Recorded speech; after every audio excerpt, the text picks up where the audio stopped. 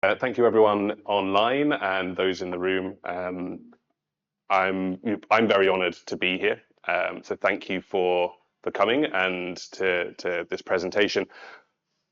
I've got this title, Sustainable Fire Safety from Materials to Communities, and the point of this work is more to do with a reframing of my current research to think about the global climate crisis that we have. We know that a lot of emissions are happening, and I was wondering how I can reframe, kind of readjust my work to fit into that. So a lot of this work will be talking about what I've researched and how we might think about it in the light of emissions. And hopefully that means that everyone here in the room and online can have something that they can key into with their work through this. So what do I mean by this? Well, we have this trade-off between the emissions that we have, the cost and the safety. So we have kind of this three elements: our greenhouse gases, our equivalent CO2. We've got the cost of any building, infrastructure or intervention, and then we've got the safety and security of it. Now, often when we are looking at these, we are looking predominantly at the cost and safety. We often optimize for these two. But now, given the climate crisis, we need to start thinking about the greenhouse gases. And so when we optimize for these two, the cost and the security and safety, we often end up neglecting some of the CO2 and the greenhouse gas emissions. And I think, given where we're going, we need to start thinking about it. And we have this concept of an emissions pathway that I want to talk through, where we have a lot of different aspects from the building of the structure through to the use. And then we have these unintended emissions occurring during the life cycle of the building. So let me go through this. So if we think about emissions up on the y-axis there and time along the x-axis, when we construct a building, we create some emissions. During the operation of the building, we have a slower increase of emissions, but these are the operational costs, the energy, your kind of maintenance of the structure. And then there'll be some emissions when we have some demolition. And this is our kind of baseline emissions pathway. So from construction, initial, lots of energy being used, operational energy, and then demolition emissions and energy there. But what happens when we have a fire? What does the fire pathway look like? Well, in the middle of this, in the middle of this operation, we might have a fire. That will emit in itself some emissions. We then have this rebuild and relocation of resources. So if you have an emission in a warehouse, you want to rebuild it, you need to relocate stock. It increases the amount of emissions that you're putting in. And then you have this kind of normal operation. We might be able to rebuild and kind of extend the life a little bit. But then it's still at the end of the life of the structure, we will get to the demolition phase. As engineers, we want to minimize all of this additional rebuild and relocation and the fire aspects. So we could have this reduced fire impact. We could put in sprinklers into our system, reduce the size of the fire. It means we have less emissions of the fire, less rebuild, and therefore we have this drop in emissions. Similarly, we could actually, at the start of the whole process, we could reduce the material impact. So if we were building out of steel, we could use less steel, we could really optimize our structure. And we have this reduced material impact, but the same kind of operation and demolition. And then finally, we could reduce the operational impact. So we could maybe spend a little bit more on the construction and then have this reduced operational cost, but still have then these demolition costs. And so this is the kind of thinking that I want us to kind of frame the work and that I'll go through soon. I'm not going to be able to talk about all of this, and I don't do research in all of this. I research in these two areas predominantly, and that's what I'm going to talk about today. I'm going to talk about the fire and how we might think about reducing the fire impact, but also think about the reduced material impact down here at the start. So I've got a little bit of framing that I want to do this in. So this is the generalized concept, and I'm going to look at 3 different scenarios to help frame this. So we're going to look at fires and informal settlements, and that's going to be the bulk of this lecture. And then towards the end, we'll look at fires in existing concrete structures and in new existing concrete structures and new concrete structures.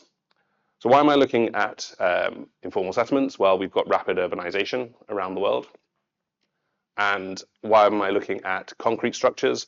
9% of our global greenhouse gases come from cement production and use in buildings. So these 2 aspects are going to be very important, not just now, but in the future.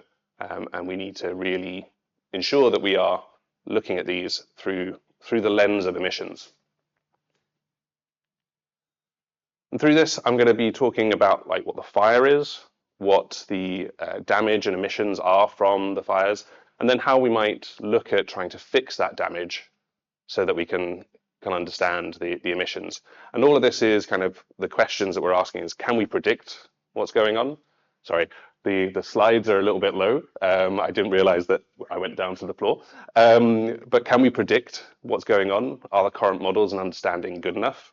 And if we can predict it, can we fix that, fix the damage that we see, either the same or better as original? And if we are predicting fire, can we intervene sooner to reduce those potential emissions? So I'm going to start looking at the informal settlements. So for those of you who don't know what an informal settlement is, there are many terms for it. So slum, shantytown, favela, all of these would relate to an informal settlement. Here is an example of an informal settlement. This is Massafumelele in South Africa. And this is an area of self-built homes of poor quality, often lacking adequate services and sanitation. The UN estimates that 1 billion people already live in informal settlements, and that's expected to reach 1.2 billion by the end of 2050. And they also estimate that 90% of the growth around the world is going to happen in Africa and Southeast Asia. There are some really kind of very alarming statistics that some of our cities by 2100, I think there are 50 cities predicted to be greater than 20 million people around the world. So that's 1 billion people in these cities. And some of these cities, for instance, Lagos is predicted to be over 90 million people by the end of 2100. So these are very large places where they often don't have the resources to build formalized housing for everybody. And that means that informal settlements are going to sustain within this. Informal settlements are at high risk of fires. And I want to show you a few examples very quickly of some of these fires. So in Dakar in 2019, very large fire, 15,000 people were displaced, over 1,000 structures destroyed. In Moria in Greece, 13,000 homeless in 2020. Freetown in Sierra Leone, 8,000 homeless, 400 injured. Joe Slovo in Cape Town, 1,000 homes destroyed. And you can see the burn area there, that burn scar. Cox's Bazar in Bangladesh, 12,000 homeless. I think 14 people died in that fire. That's a refugee encampment. And Seoul in South Korea, 2023, we had hundreds homeless, 900 firefighters. They had to use helicopters. The fire burned for a very long time. So you can see that the scale of these fires are persistent and they happen all over the world. And the consequences of these fires are quite astounding. So deaths, a number of people per year dying around the world because of fire, not just informal settlement fires, but all fires, is estimated around to be 150,000 to 180,000 people per year. 95% of those deaths are in lower middle income countries. So there's a great disparity about fire safety and who can afford it. In the UK, we have a death rate of about 0.54 people, 0.54 people per 100,000 people per year.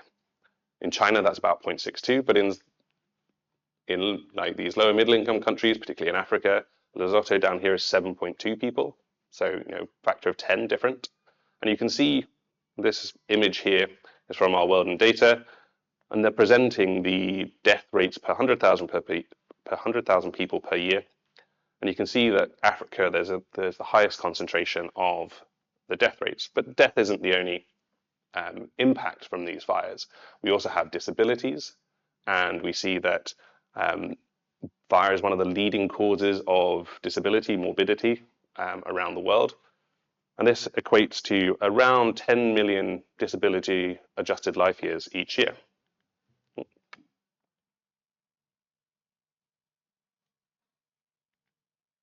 This clicker's stopped working.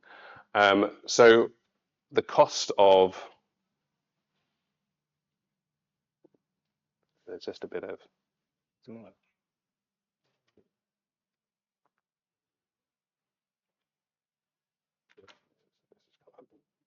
so the cost of the fires around the world is around about 1% of global GDP. So if you imagine that's about 800 billion US dollars, and that is the GDP of the Netherlands or half of sub-Saharan Africa.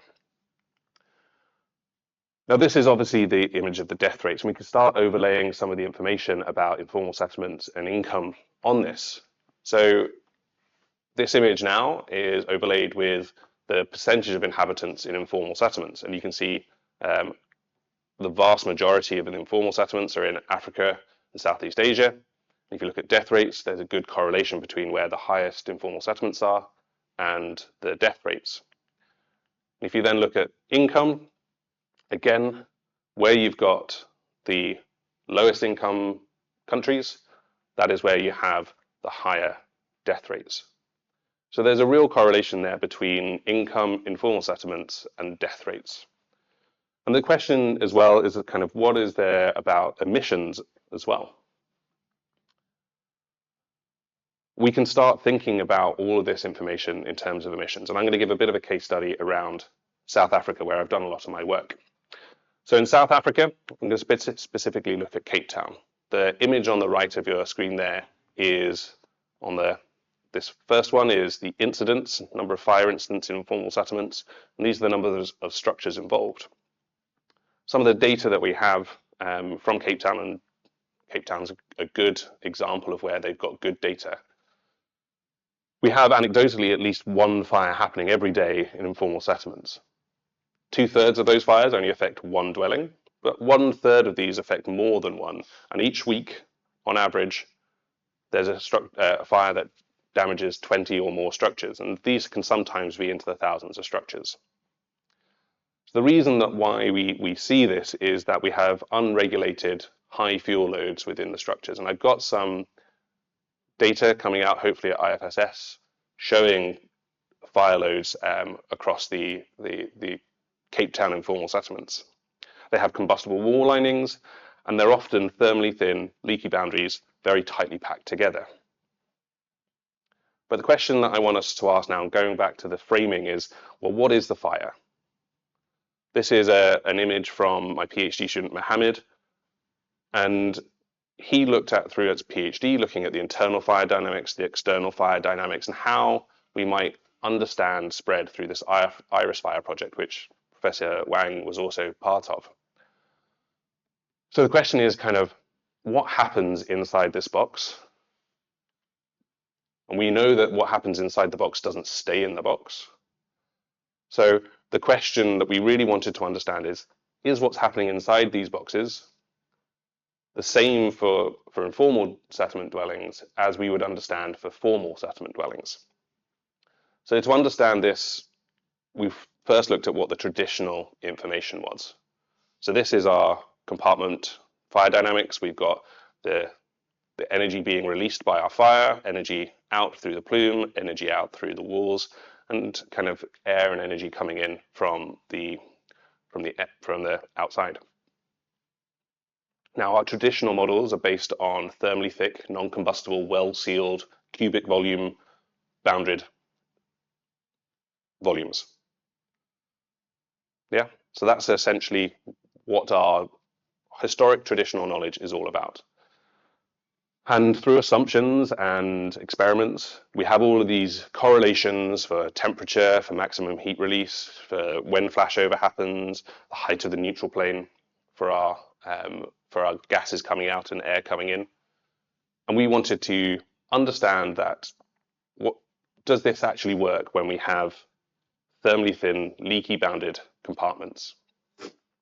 Does that still hold true? So we did a lot of experiments. So this is one of the experiments that we did.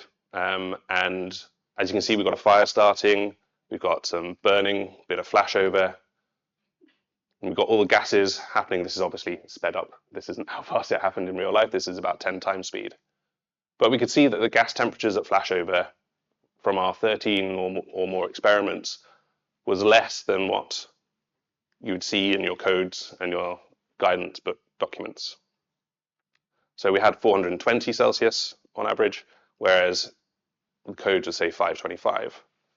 For our heat release rates, we measured 4.3 megawatts, and actually the codes and guidance documents was approximately correct. That's about where we would get to.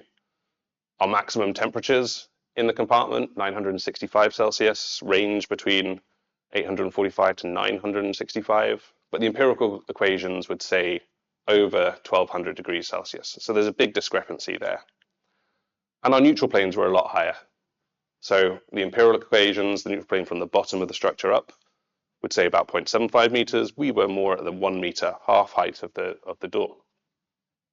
So the question is why? Why are we seeing this? What's the impact that's happening? And I want us to start thinking now about that control volume and to start thinking about the energy being released. That's where we're going to start. So how does the boundary impact the energy being released? So on this figure on the right here, we've got these four curves, different colors.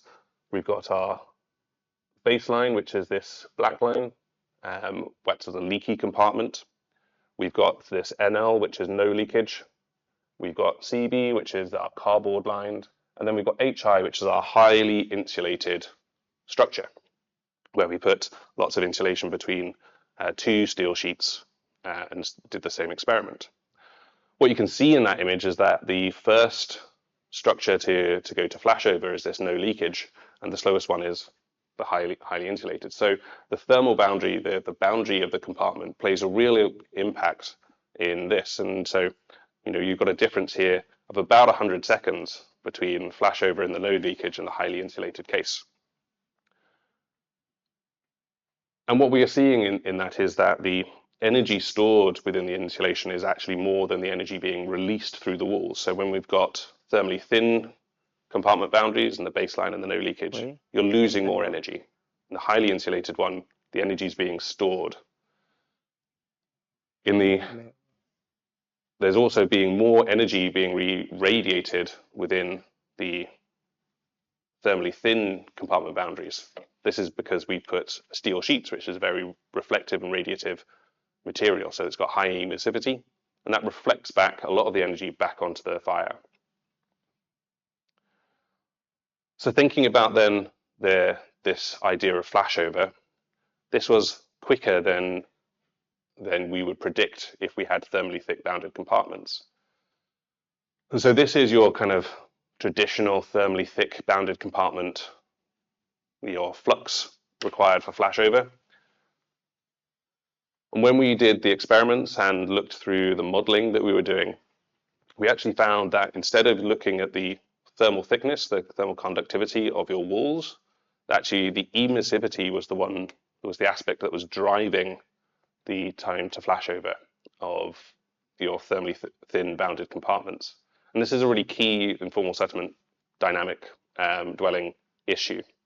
You won't see this in high-income countries where you do have thermally thick bounded compartments. So the emissivity here for these kind of thin ad hoc structures are really important. Next, I wanted to look at, so this is kind of the QC within the structure. So what's happening when those losses? Let's think about those losses from the structure. So this is kind of a representation of our structure. We'll have our heat flux, our energy lost from the walls, and then we've got our energy lost from the openings and the gases. I'm going to compare the differences between these four cases again and look at these two main losses here. So thinking about the walls. Here we've got heat flux on the y-axis and time in seconds for these four cases. And you can see, these are very low levels of heat flux. For our highly insulated case, we're seeing 1 kilowatt per meter squared, even at very close distances. So there's no heat being lost from the walls in our highly insulated case. We're up to potentially 6 or 7 times that when we get to our no leakage case. Why is the no leakage higher? Well, the gases within the compartment are contained for longer, which means we get longer heating of the steel walls, we get slightly higher temperatures, and so the losses can't go through the bits of leakage and are stuck within the structure, so they have to go through the steel walls. Now, none of these kind of values here are going to ignite anything. They're not going to set another structure next door alight. But what they do is they do some preheating of the compartment. So if we think this is our fire compartment, the compartment next door is being preheated.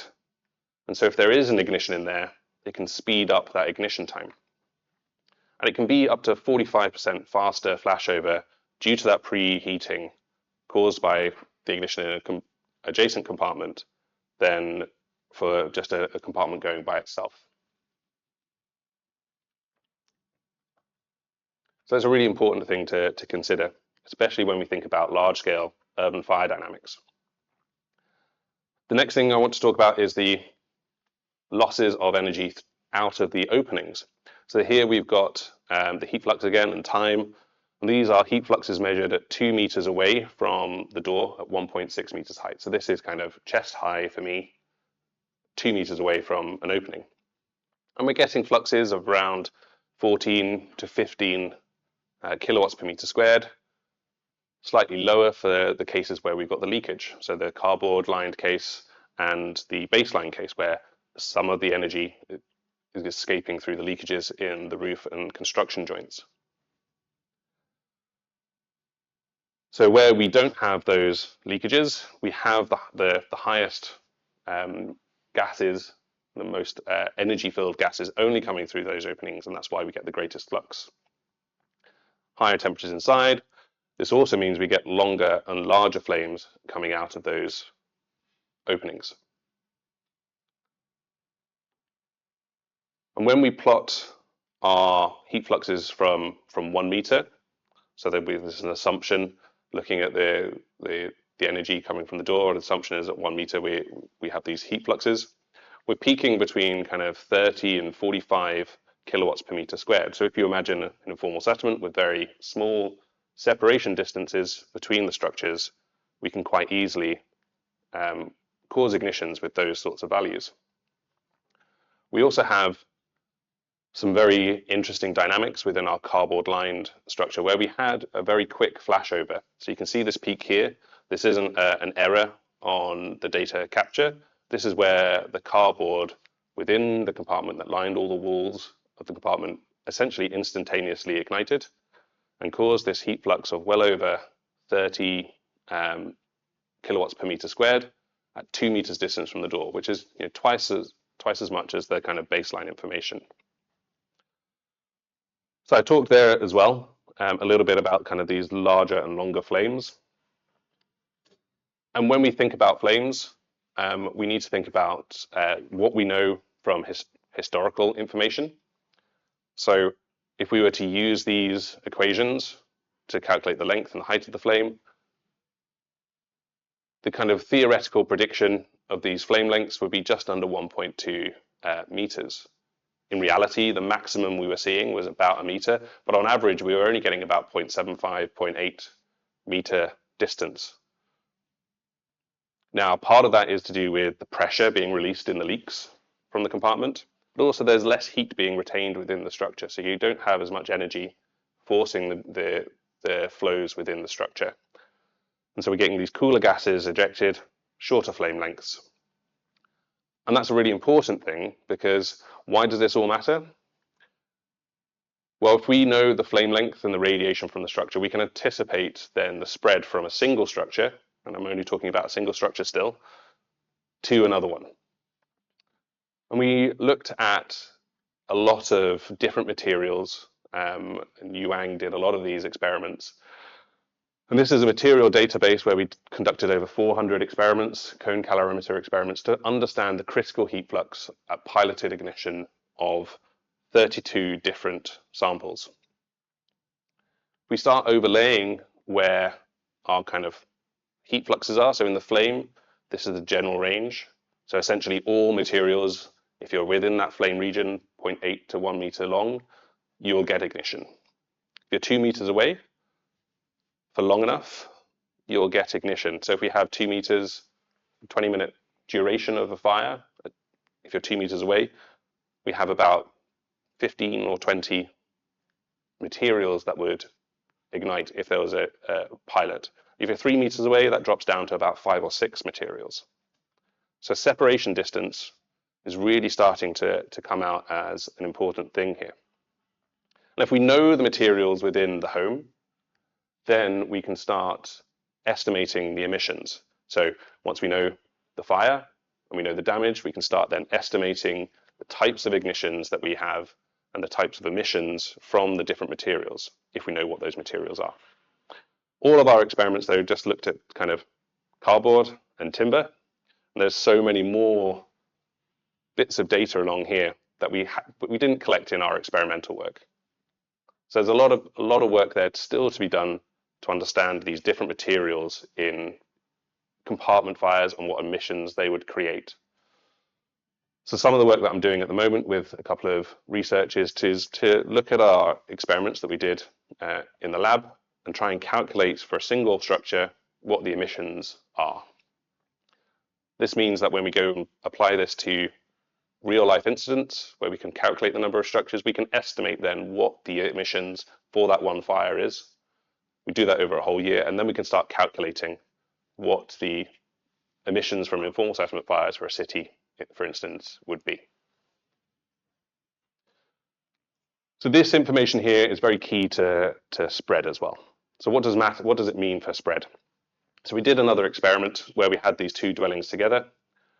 This is dwelling one. This is the one that we ignited first. And along the bottom of this graph at the side, this is the flame lengths with time of this structure. This is dwelling two, so flame lengths of dwelling two, and this is the time of the fire. So we get kind of this initial ignition here in and around the door, but it doesn't really cause much harm. So we're in this phase here. We're starting to see a little bit of interactions here, but when we get to kind of along here in time, you start seeing the smoke, start seeing the ignition happening, a lot of hot gases in here. Very soon we'll see this jump up. And this is where the cardboard lining of this second structure essentially instantaneously ignites, creates a lot of pyrolysis gases, which then have to ignite through the structure, and we get a very big flame. This peaked at about 10 megawatts 10 megawatt fire. That cardboard's been burnt away, dies down, and then it will go back to flashover. And what we're seeing here is actually, if this dashed line is from our baseline experiment, where we had this kind of 0.7 to 0.8 average, when we have this second structure in the system, our flame lengths actually increased to almost 1.2. We had flames going over the top. And again, our flame lengths of dwelling two go over the top. So when we have a more compact environmental, a more compact urban morphology, we will see greater flame lengths, which means our ignition distances need to be increased. Okay, so I've gone through a lot there. I'm going to give you a mini summary of what I went through. So the summary of kind of fire spread in informal settlements, when we've got no wind and lab conditions, is that is a combination primarily of flame, contact, and radiation. This is based on compartment fire dynamics, which is very complicated when we've got leaky, thermally thin compartments. We have reduced temperatures for flashover and also for maximum temperatures. And this is because we're losing energy a lot more through the boundaries. When we have close proximity of these structures, which is not seen in formal environments, this increases the flame length. And we need to consider preheating of control volumes and other structures, because this will actually speed up the times to flashover. So when we're considering all of this, we need to be very, very careful. But what about wind? What happens when we add wind into the situation? So these are some very large scale experiments that we did. So this is a 12 dwelling experiment, this is a 20 dwelling experiment, and we had wind in these fires.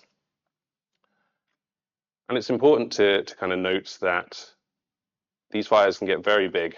Let me see whether I can speed this along a little bit. No, it's not wanting to. So these fires can get very big. As you can see, that's a lot of combustion that's happening there. So in this 12 dwelling experiment, we ignited these first two structures and we measured where the spread was. So this is where the wind was coming from. And you can see that we had spread against the wind, both through the structures, but also across these gaps. And that for us is a really good finding. We were actually hoping the wind was coming from the other direction. That's what we had planned for. So a bit of serendipity that we had this fire experiment spread the structure, spread the fire across these alleyways of 1 meter and 2 meter widths against the wind. But what we can see is that actually our gas layer temperatures have increased. So if you think back to our lab environments, we had gas temperatures of a maximum of 965. Here we're getting up to 1,000 and 1,100. We had temperatures at the doors and windows over 1,000. Times to flashover, so taking this number away from this number, were between 2 to 4 minutes. So this was quicker than the lab experiments, which were more like 6 minutes. And the times to collapse of each of those structures were about 9 to 20 minutes, which is shown in that column there. So that was against the wind. So we know that wind plays an important role. We're seeing, higher temperatures, quicker flashovers, and we're seeing these kind of times to collapse slightly quicker than we saw in the labs. So we did this 20 dwelling experiment. And again, our times to flashover, so we had the wind coming from this bottom direction here. You can see the direction of the smoke and the flames. Our times to flashover, again, reduced to 1 to 3 minutes. So even faster flashovers than we saw in the contraflow and in the no flow situations. And our times to collapse were even quicker, again, 3 to 14 minutes. When we start thinking about flame lengths, we're seeing kind of 2 to 3 and even higher. We've done some subsequent analysis. We're getting up to flame lengths of up to 5 meters. So when we're thinking about flame spread, fire spread, we're getting very high and very long fires. So this is the kind of data that we collected from these experiments. And we can start using this to then do the modeling. So we did lots of modeling. We did modeling of the in lab condition fires, but also looking at these external ones. So the modeling of the external ones, we looked at the double dwelling and experiment. We modeled that. So for the single dwelling, the wind reduced the time to flashover by about 45%. It increased the lengths and temperatures, stayed about the same.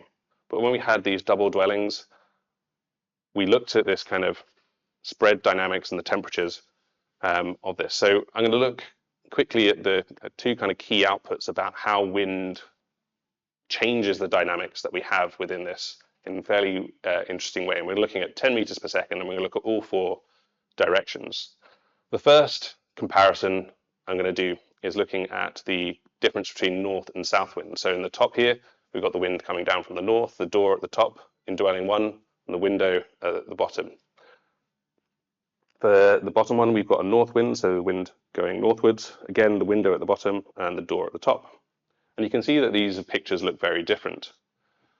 And one of the key findings that we had was that depending on where your door is and where your window is in relation to where the wind is, you get a very different internal fire dynamics. So when you've got the door at the top, the air can easily come in, circulate, and we create a high pressure zone in here, which means we get very high burning and we get the energy being forced out of the window, creating the flames. When we have the wind coming from the bottom, essentially we're creating a suction zone near the window. So creating a negative pressure, low pressure environment within the compartment. We don't get the mixing, we don't get the burning, and actually we don't see any flames coming out of the window. So depending on where the wind is in relation to your door and window and how the air entrains within your structure, we change then the dynamics within this. And I need to speed up. And then we look at the east and west directions. So we get this kind of stepping function here, where we have this recirculation. This causes extra ignition, so this is the flames coming out. When we got with the wind, we get extensions, and we get really good circulation within the structures and poor circulation within this one. So wind changes everything, but it's not linear. It changes the pressure, it changes the external flames, and we see both increased oxygen, but increased cooling within the compartments.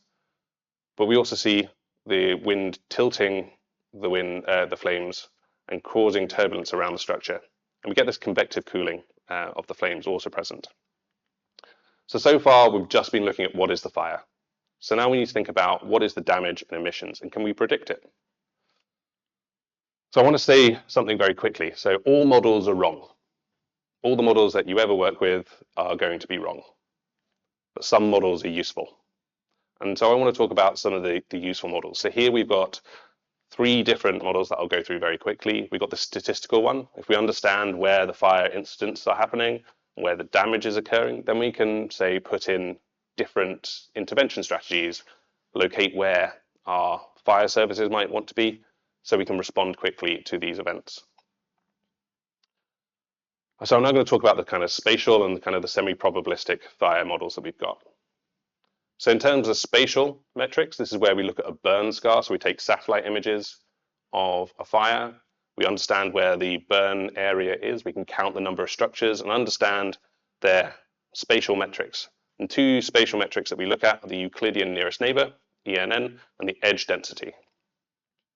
And then we can do some Boolean thresholding where we look at these 3 different metrics. This was based on looking at kind of about 30 different fires.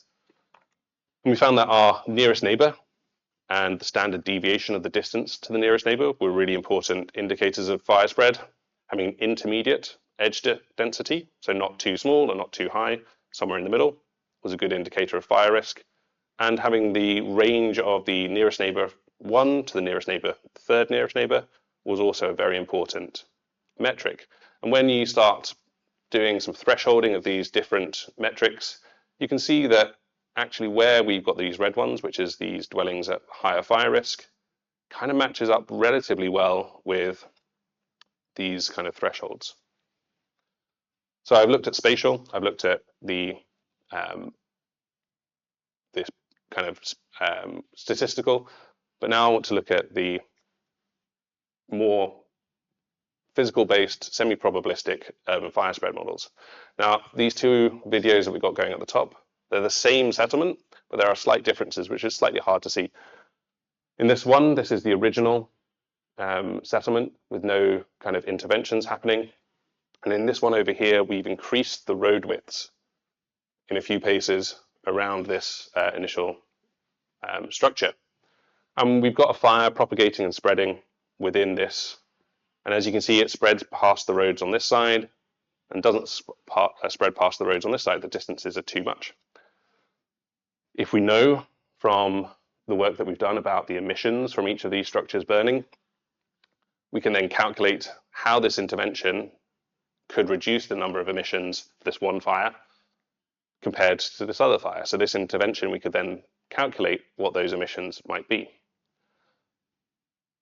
If we did this lots of times, so this is looking at 100 fires in both of these scenarios, slightly larger road widths on this side than this side, you can then see this kind of probabilistic method to look at emissions.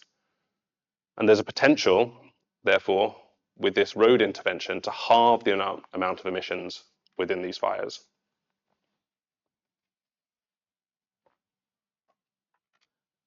So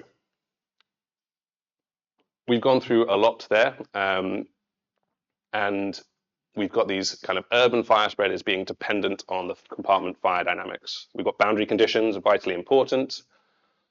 And spread is predominantly a mix of radiation and flame contact. The wind really affects both the internal and external fire dynamics. There's a lot that I've not gone through, like topography, atmospheric conditions, complex spaces, combustible boundaries, and suppression. So if we think back to this emissions framing, we've looked at kind of what the original fires are. We've looked at this very brief intervention as well.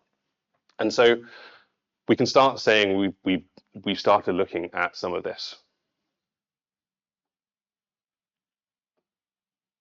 How am I doing for time, Yuang? How long have I? No limits. No limit. Yeah. Okay. Sorry, guys. No limit. I'm going to talk for a while. So I've done the fires and informal settlements very quickly there. We're going to look now at probably about 5 or 10 slides, looking at 2 different areas here, looking at fires at existing structures. Oh, I've done it again, Rui. I'm sorry. Can you? So we're looking at these kind of fires in existing concrete structures, but also looking at new structures. I'm making an assumption now for structural fire engineers that we are good at predicting and designing to failure reinforced concrete and concrete filled hollow sections under standard fire curve conditions. I'm making that assumption, okay? And I'm going to talk through very quickly 4 different examples that I've worked on, looking at a traveling fire impact on a concrete column, looking at seismic strengthening of reinforced concrete columns after burnout. And what I mean by burnout is that you follow there's a fire, and at some point you use up all the fuel and you get cooling. I'm then going to talk very briefly then about the fire performance of both protected and unprotected concrete filled hollow sections. And then looking lastly at the understanding of low carbon concretes. And this is relatively new stuff, so my PhD student is currently working on this. And again, we're thinking back to this, what is the fire, what is the damage, and how might we fix this? And thinking about that in the context of emissions. So the first example, what is the fire? A traveling fire. So in 2015, we did the Tizova fire test, one of the largest traveling fire tests at that time. We had this fire compartment, it was 230 meters squared. We had this uniform fuel bed representing a kind of office fuel load. There's 7 tons of wood in this one compartment. And we observed a traveling fire. So this is where we ignited it, and it traveled around like this into the compartment. We also calculated measured a lot of temperatures. So this is the temperature line that's then represented by this image here.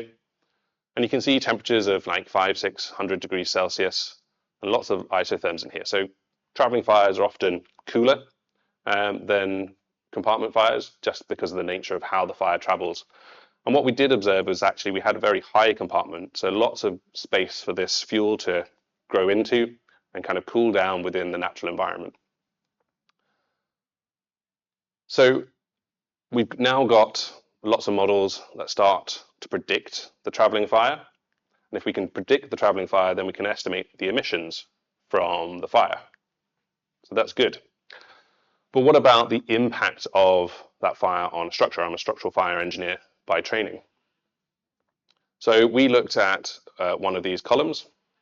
So this column just here, near this fire line, we had lots of thermocouples, trees around it, and we also had additional plate thermometers and thermocouples within the column. So we know the fire. We had that traveling fire. So what was the response of the column? So here we've got the time temperature around the column. So these are temperatures below the soffit. So the soffit is also a really blurry image. I apologize for that. That's a really So these are temperatures below the soffit, and these are the plate thermometers at 140 centimeters. And this is the temperatures that we observed within the concrete, so not very high temperatures, only 120, 130 degrees Celsius. When we modeled those temperatures, we got a really good match. So using Eurocode properties, we got a really good match. And what we saw that we estimated the loss of strength within those within the concrete column at different heights, varying between 3 to 10%. So now we've got the fire, we understand the emissions from the fire, from the traveling fire. We've now got estimated loss of strength, and we can go, well, if we want to repair this structure, we understand potentially what that would cost us emission-wise, or if we need to demolish the structure, we can understand that too. So if we understand the strength reduction and the remaining capacity within the column, we'll be able to then make a decision about whether to rehabilitate or whether to repair. But this is only one fire intensity. What if the fire traveled in a different way?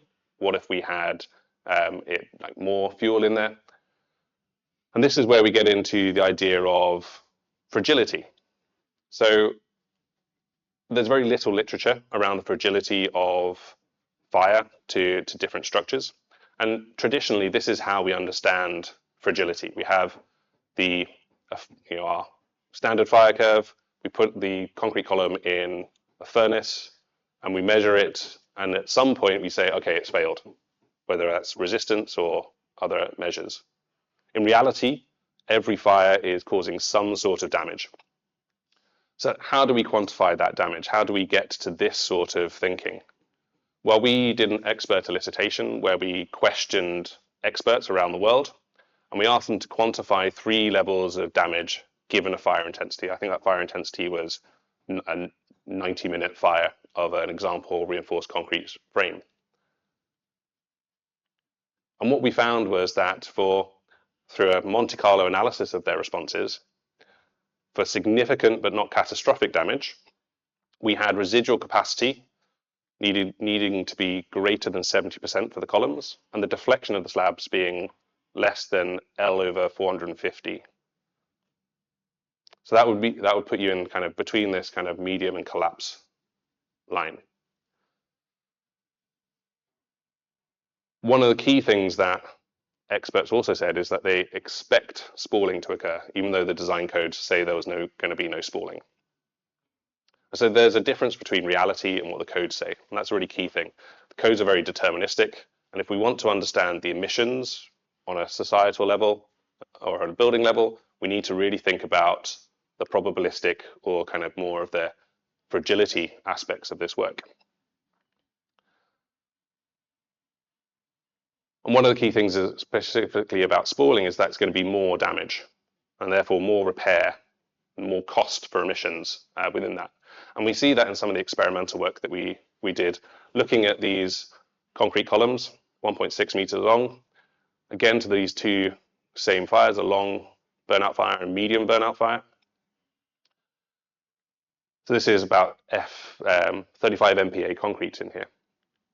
And these are the kind of temperatures that we were seeing. So we got 1,000 degrees on the surface from the long fire and about 800 from this short fire, and down into kind of the 350, 160 sort of degrees Celsius in the middle. Now, they were assuming no spalling was going to happen, but when we look at the kind of removal of the columns after the fire and kind of some of the cracked concrete, we'd have to remove quite a lot of the concrete to get back to a sound material. So spalling definitely does occur, whether it's kind of explosive or not.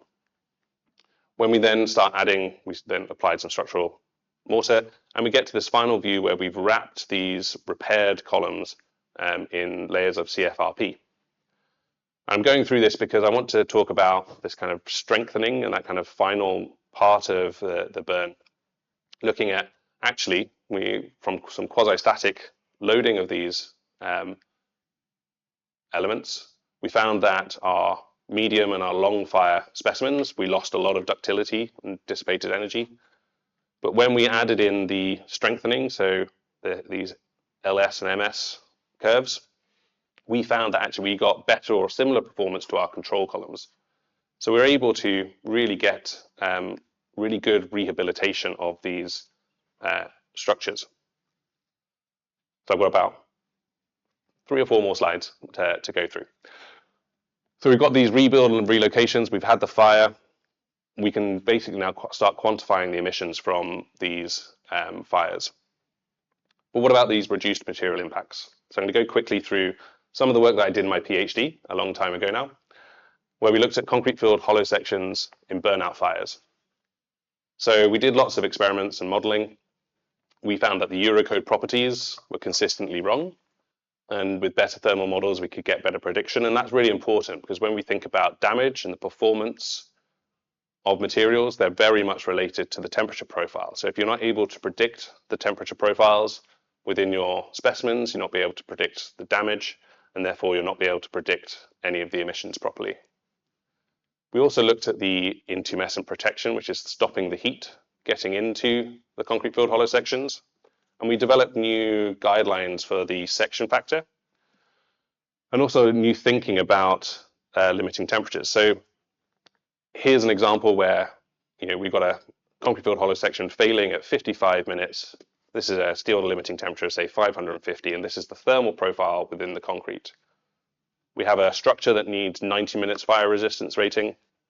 So we add protection to the concrete filled hollow section for 90 minutes at 550. But what happens internally is we get a shallower thermal profile, which means this concrete in the middle is going to be weaker for the same temperature of steel because it's taken longer to get there. And so if you're trying to protect intumescent coated concrete filled hollow section, you need to have a lower limiting temperature for your steel in your design. And the reason that part of what we wanted to look at in these experiments was the level of damage, and therefore the ability to predict the response from those known temperatures.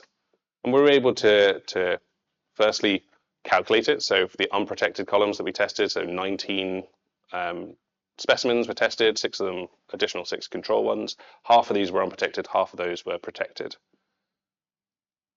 So for the unprotected, we lost 40 to 60% of the capacity when they were cooled down. When they were protected, we had only 10 to 45% of the loss, but it was highly dependent on the performance of the coating. So if we had cracks in the coating or some of the coating falling off during the fire experiment, higher temperatures within the specimen and therefore more localized failures. And we were able to predict these very well within 3% of the experimental work. So that's kind of some of the things that we can do for concrete filled hollow sections. We understand the level of damage, the thermal profiles, then we can actually understand the damage and therefore the emissions. And lastly, this is the kind of the newest stuff that I'm doing. And the question that I have is like, are we sacrificing some of our safety? If we think back to that 3 bubbles that we had at the start, are we sacrificing any of that safety for our emissions? So we're conducting a lot of experiments looking at reducing the cement content, so 35 to 50% reduction in cement mass within our concrete. And we're applying some kind of preload and heating these concrete cylinders to 400 and 600 degrees Celsius. We are seeing those spalling happening. So this is quite an explosive spall where the whole specimen disintegrated. And so that kind of question back to the experts, knowing that spalling is happening, but it's not part of the codes, is really important. So this would be, catastrophic damage, complete failure, and we wouldn't be able to rehabilitate, we'd lose the structure. We're also seeing some small differences, but not negligible ones, looking at the thermal and thermal mechanical properties. So here's a quick kind of strain image that we're looking at. But if we think about the residual strength of the material, we're seeing differences again, looking at, this would be what the code says, Eurocode 4, in terms of the like strength reduction and then the coming back to ambient temperatures. Firstly, we see a lot higher, we've got a lot less strength reduction compared to what Eurocode would say. So that's positive, but we're seeing a greater loss of strength, a greater gradient in this. So this is a 10% loss. We're seeing about a 20% loss from our highest temperatures back down to ambient. And that's because cracking is still occurring. And that's both for our normal OPC concrete, but also for our reduced cement content concretes. Okay, I've gone through a lot there very quickly. This is no longer, there we go. So I went through a lot there. I've talked through the idea if we can understand the fire and if we can understand the damage, and we can then understand what that damage means in terms of repair or replacement or relocation, then we can estimate the emissions. We don't have to then sacrifice one of these three bubbles for the other two. We looked at the informal settlements, and I spent a large portion of the time there on the informal settlements. And then we quickly went through reinforced concrete, concrete-filled hollow sections, and low cement concretes. I indicated through all of this that damage and the impact of these fires is going to be very probabilistic. We need to understand this from not a deterministic pass-fail, but much more from a fragility aspect and understanding. And that means that standard fire curves are not going to be enough. They're useful, but we need to go beyond that. And there's still lots of research for us to do. There's the impact of wind on compartment fire dynamics. There's structures in real fires, not just standard fires, new materials, and actually the counting of the emissions at each stage of this is going to be really important. I've started doing that work on 3 or 4 projects now, and nothing's been published yet. And once they're being peer reviewed, I'll be able to share that with you. So that's me to say thank you to everybody. Thank you to everybody online as well. And these are just some kind of final images there. This is my link to LinkedIn profile if you want to find me there. And that's a QR code for the papers and work that we've done as a group online. So thank you very much.